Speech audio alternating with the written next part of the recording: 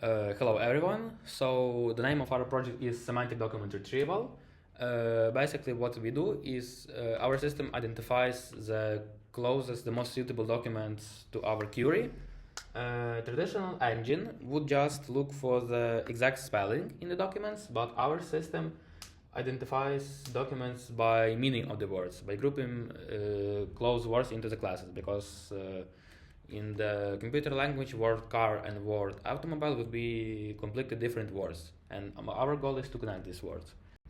So the first thing that we do in our project is construct the matrix A, where M are all unique words without the filler words like the, A, etc. So the words that carry no meaning in it. And N is the number of documents. So how do we calculate the weight of a word? Using the formula of TF-IDF model, where TF is term frequency, it's the number of word I in the document J divided by all the words in the document J, and it is multiplied by the IDF, which is logarithm of number of all documents divided by the number of documents that contain the word I. So in our next step, we would try to decompose our matrix A into three matrices: U, sigma, and V transpose.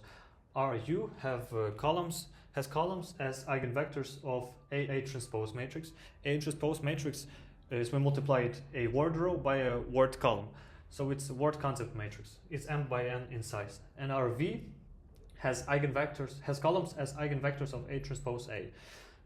In A transpose A, we multiply a document row by a document column. So it's n by n.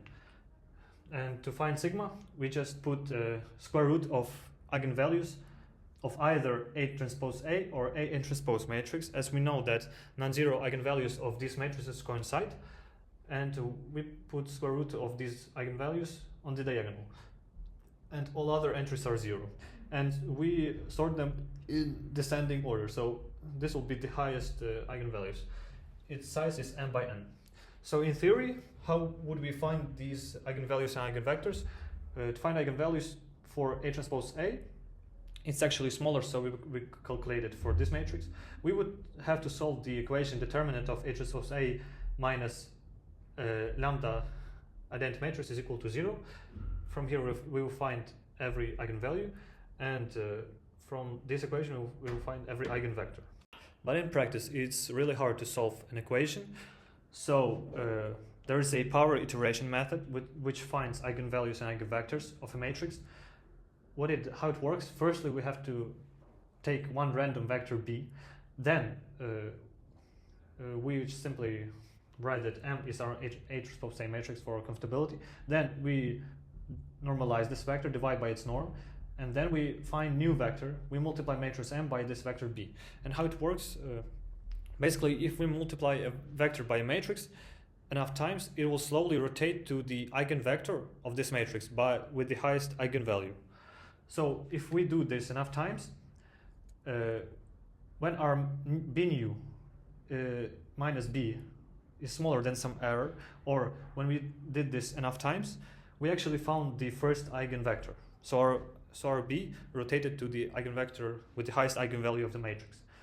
So we found our first eigenvector, and to find eigenvalue we simply derive it from the definition. So we multiply both sides by v1 transpose.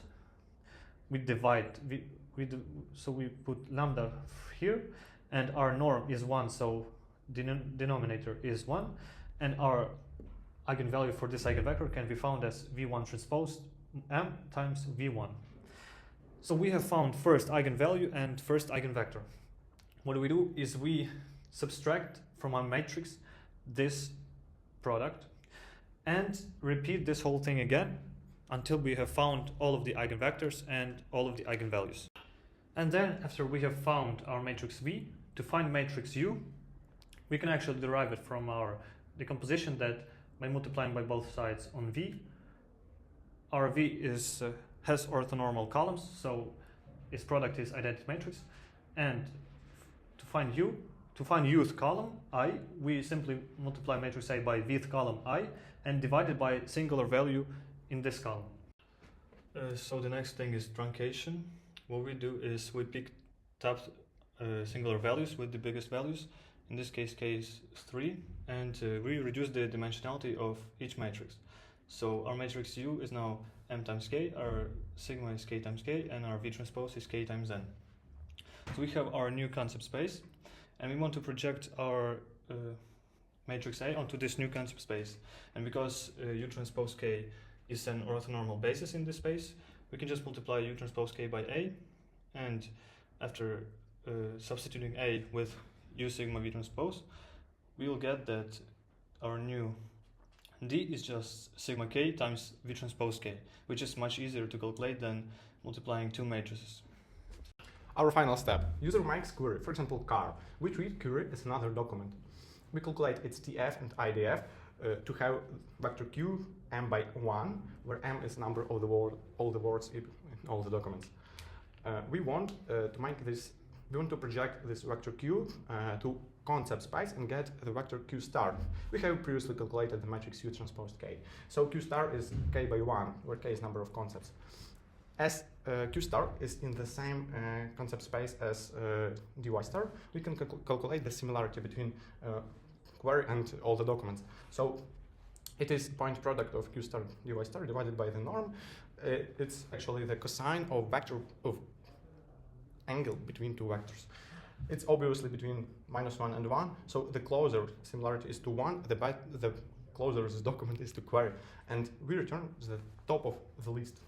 For example, D15, D9, D15 is the closest to query.